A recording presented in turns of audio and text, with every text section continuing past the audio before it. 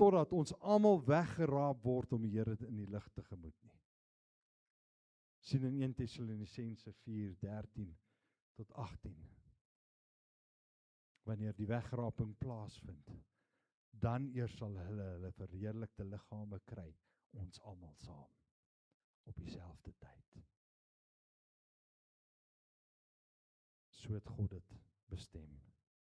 Die geeste van die Ou Testamentiese heiliges is reeds volmaak in die teenwoordigheid van die Here, maar hulle liggame is nog nie uit die dode uit opgewek nie. En dit sal eers gebeur wanneer die wegraping plaasvind. Dan sal hulle die volmaaktheid van die opstanding eers kan geniet. Maar ten spyte van dit alles, het hulle in geloof gestaan vir die belofte wat hulle ontvang het. Anders gestel, die Ou Testamentiese gelowiges was nie so bevoorreg soos ons nie. Dink egter aan hulle en die geweldige beproewing wat hulle moes deurgaan. Dink aan hulle prestasies en hulle volharding. Hulle het aan die ander kant van die kruis gelewe. Ons leef in die volle glorie van die kruis. Maar vir nou my vraag vir my en vir jou vanmôre is, hoe vergelyk ons lewens met hulle sin? Het ons dieselfde geloof en vertroue in God? Sien, dit is die uiters oortuigende uitdaging wat Hebreërs 11 van ons stel. Leef ons vir Christus met dieselfde ywer, met dieselfde standvastigheid, met dieselfde onwrikbare geloof, dat God 'n waarmaker van sy woord is. Ek wil net 'n bietjie dink oor daai statement vanmôre. Hou ons onwrikbaar so aan God vas, aan ons geloof vas, soos die voorbeeld in Hebreërs 11 vir ons is. Dis hoe ek en jy vanmôre moet lewe.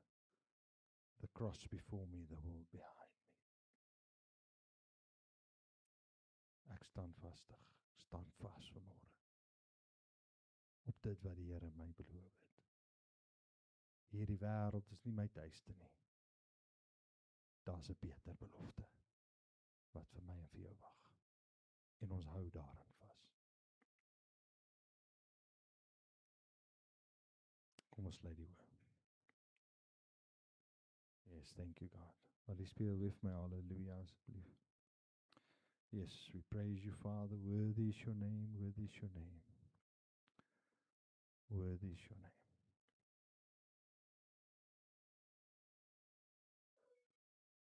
Here, vergewe ons vir ons ongeloof, Here. Vergewe ons vir die tye en die kere wat ons nie werklik waar ons vertroue op U gesit het, Here. Wanneer ons U woord in twyfel getrek het. Maar vanmôre wil ons 'n verklaring maak, Here. Ek vertrou U, Here. Ek sit weer vanmôre my vertroue op U. Dankie dat U 'n waarmaker van die woord is, Here.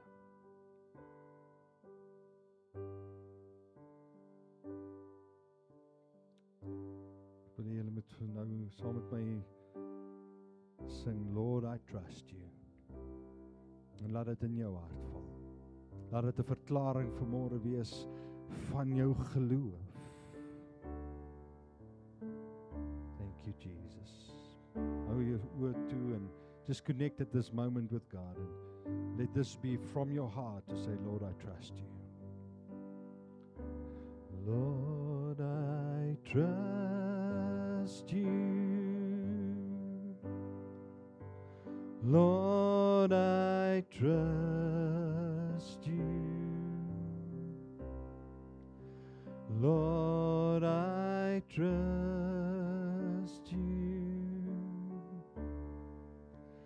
Lord, I trust you. Lord, I trust